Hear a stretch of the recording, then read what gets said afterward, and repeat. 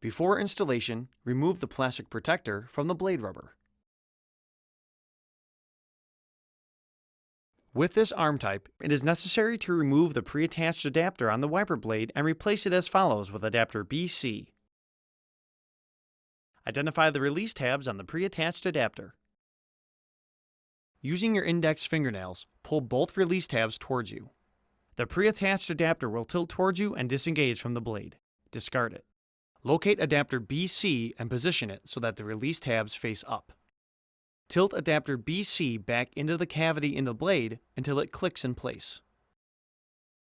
Both release tabs must lock onto the blade before proceeding to the next step.